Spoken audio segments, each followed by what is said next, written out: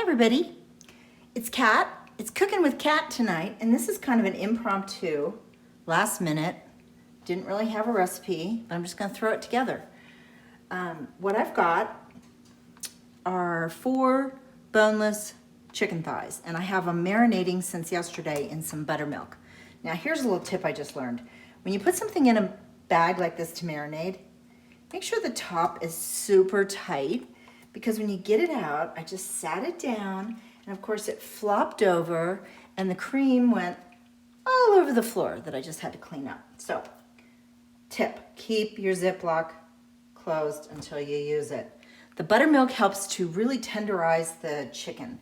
So I'm gonna show you all my ingredients. I've got a saucepan with some avocado oil warming up, and I generally use avocado oil instead of olive oil because it has a higher heat point and it's just better for you. Olive oil is more for taste and adding rather than cooking with it. I'm gonna do some salt and pepper. I've got this stuff called ghee oil, which is really butter to spray the pan. Instead of using butter, you can kind of get the bottom of it and you can just give it a good spray.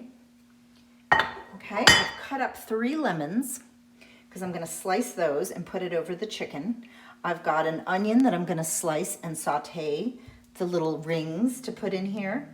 I've got some thyme from my little thyme plant. Everybody should have a thyme plant and a basil plant in their kitchen.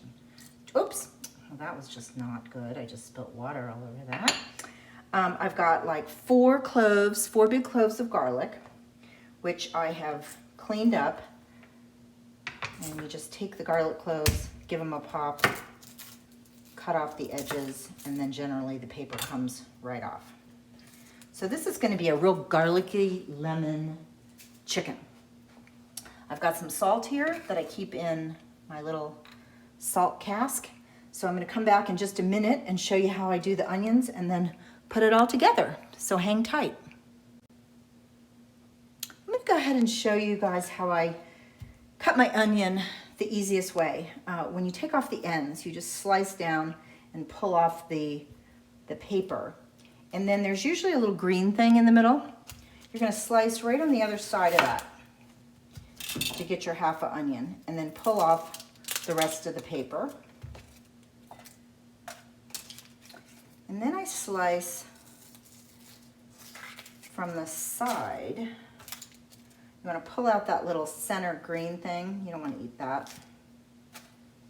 Okay, so you take your onion, and if you have a super, super sharp knife, you're going to make just thin little cuts.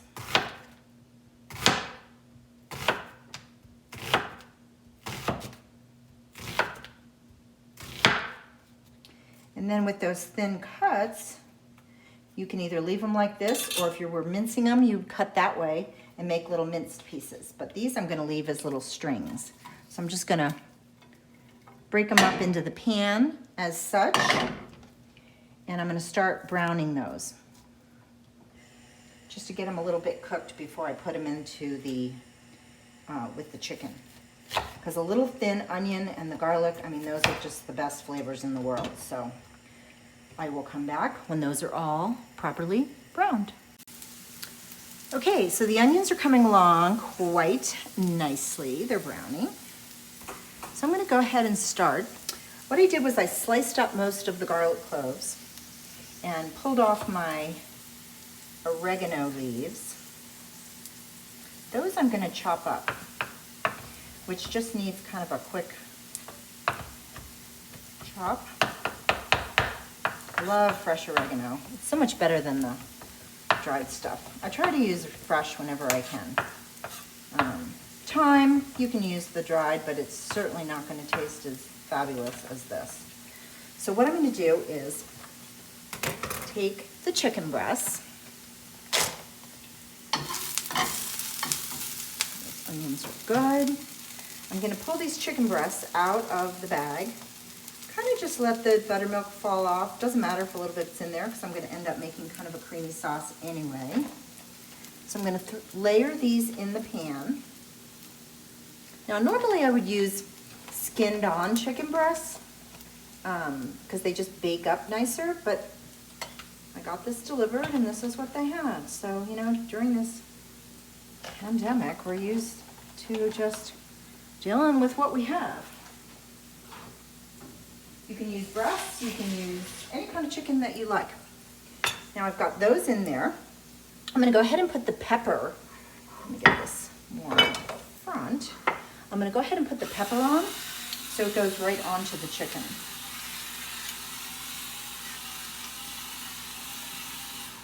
And some salt. This cute little wooden thing I get at the PPAI show. There's some guy that sells these or gives them away, and I always manage to get one because they're just the handiest little scoopers. Okay, so we've got a little salt on there. And then I'm gonna sit all the lemon slices on top of the chicken so that flavor just bakes on in there. You can just throw it all in. And then I'm gonna throw and I'll put the garlic cloves on first. We're gonna sprinkle those all in there.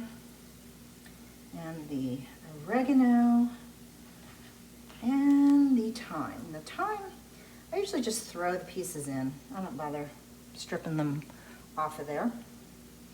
And then I'm gonna put the onions on top of that. Okay, so how good does that look? Now, I want it to be more juicy because I'm gonna make kind of a little cream sauce at the end. So instead of cutting up a bunch of more lemons, I buy this organic lemon juice. It's pure lemon juice. And I use a lot of lemon juice, so I just keep one of these in the fridge. So I can just pour that on there, and then it's got plenty of the moisture. Okay. Now I've had the oven preheating to 350. I'm gonna stick that in, and I'll come back when I pull it out, and you can see how I do the sauce at the end. One thing I forgot was on this dish, you want it to be buttery. So I forgot to show you, I put a little bit of, not a little bit, a lot of butter, kind of just cut up on there so that when it bakes, that'll all go down into the chicken. And with this kind of a dish, when you're having lemon, onion, garlic, you gotta kind of have some butter in there. So just wanted to show you that, and stay tuned. I'm gonna start a second thing. This is gonna be my Brussels sprouts that I'm gonna do in the air fryer. And if you've never done that, you need to run out and buy an air fryer, because after this recipe, you're gonna want one. It's the best thing in the whole world. Couldn't live without one. Got about 20 Brussels sprouts, and I cut them pretty much. I don't leave any brown stuff on there. So I peel them pretty good. If there's anything that looks funky, I take it off. And then there's a little piece I want to just cut off. So I take the Brussels sprout, chop the core off, that hard core at the bottom. You don't want anything to do with that. That's just not good. So buy more than you think you're going to eat. Put all that away. You're going to chop all these up, and then I'll show you how I chop them further after I get these all done and assemble them in the air fryer. So hang tight, I'll be back. Okay, here are my Brussels sprouts. They're all nice and clean. And I'm gonna take a piece of shallot. So the area, the side that's all the rings, you're gonna just slice real thin. Little slices. I use shallot in, oh gosh, just about anything I'm sauteing or frying. And if your shallot has little green things in the middle there, see that? Just pop those out. Sometimes, you know, if you don't get the super freshest shallot, you might get a little of that. So I'm just gonna cut these up. Just give everything some flavor. And shallots are just a kind of a garlicky onion, so it's better than using, you know, like a straight onion, I think. That's just my opinion. So then you're gonna take and cut these in half, and then you're gonna have all these little rings that you can separate. So those are gonna be ready to throw on top. Might need some more. So you take your Brussels, and you can either cut them in halves if you prefer like the big chunk of Brussels. If it's kind of a small size one, that's fine. That's kind of the way you'll get it in a restaurant. Actually, restaurants leave them whole, which is just a little too hard for me. If you get a great big one, you can cut it into quarters. So I just cut all these guys up. Like that one's kind of big. I'm gonna cut that one in half. And any of these little outer shells that have come off, those are great. Those are just gonna get super crispy in the air fryer and just be like a little crunch thing. Which, you know, that's something you could also do if somebody doesn't love the core of the Brussels sprouts, you can unpeel all of them, let all the little leaves go in, and just quickly air fry those. In fact, there's a restaurant here that serves a Brussels sprout side dish, and it's uncooked Brussels, shredded up really, really fine, and with a little bit of vinegar and Marcona almonds. And I'd never had them served raw, but if you really shave them up, they're fine. They don't taste like a big hard thing. Okay, so I get all my Brussels, and then I'm gonna put them in the air fryer here. See this little, I have a big round air fryer, so it's a pretty good size. When I first bought one a couple years ago, I got a small one thinking, what is this air fryer thing? And I wanted to try it out. It was like 2 dishes, and I ran back and bought a big one because I realized you can only make like 1 or 2 little pieces of chicken in it, and just didn't have enough. So I got this big one, and I have used it to death. I can't believe it's still going. So then I'm gonna take all my little onions and just kind of throw them in there.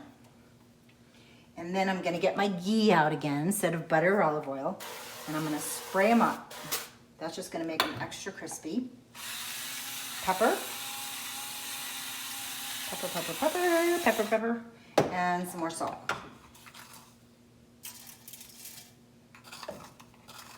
Now, if you're lazy and you don't want to have to clean this whole thing, you can put a piece of nonstick foil in the bottom and cook them on that.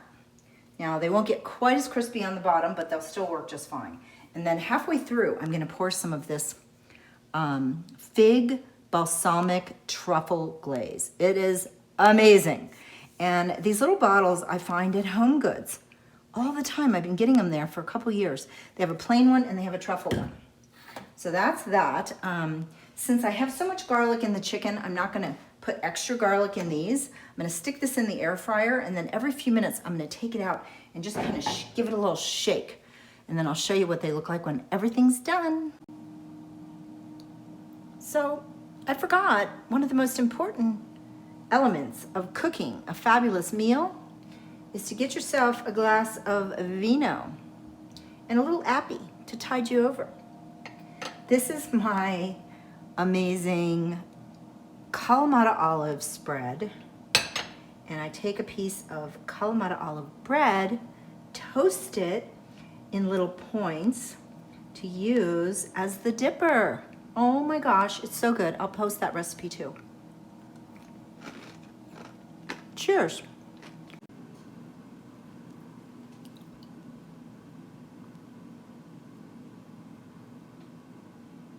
Oh shoot, I turned it on and he ran away. I was gonna show you something really cute. My cookie. This is my cookie. But now he's so enamored with this whole tripod thing I got going on. But anyway, forget that. Forget that I even tried showing you how cute he was laying upside down. Okay, here we go. So the chicken's out. I ended up turning it up a little bit. 350 was too low. It should have been 385 the whole time for about 35 minutes. And the chicken pieces don't look all that beautiful because they were boneless. I'll put those aside and look at the Brussels sprouts. Put the little caramelized stuff on them, the fig sauce, then shook them around. How good did those look? So now I'm going to attempt to make a little bit of this sauce for the chicken. So I'm going to take all of this sauce out of here, put it into a pan. This is all that lemon juice, a little bit of butter. It's got all the seasoning in it.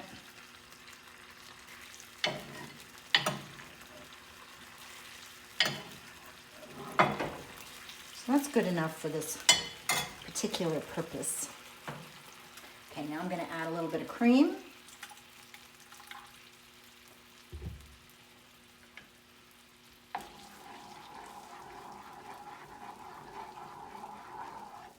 Stir it around. And I think I have a little tiny bit left in this bottle. I'm going to take that. Add a little bit more.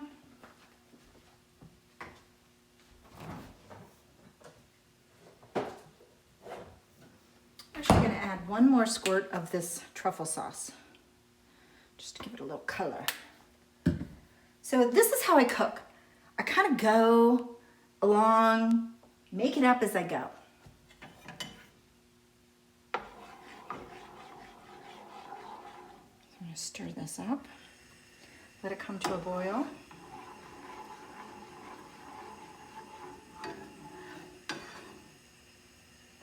And then we'll make a new plate to show you how you would serve this. So I'm going to serve it with some of these Brussels. The nice thing is, there's some left over for another meal. I'll put a piece of this chicken on here. Some of these lovely shallots. And then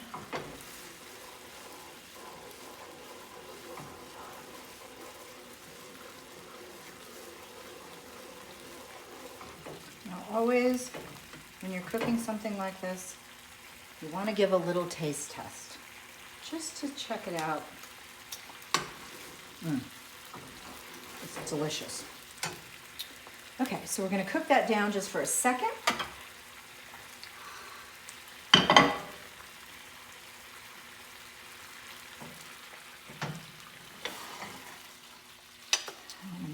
Take some, spoon it on the chicken. See that? Sorry, I've kind of got the camera a little off.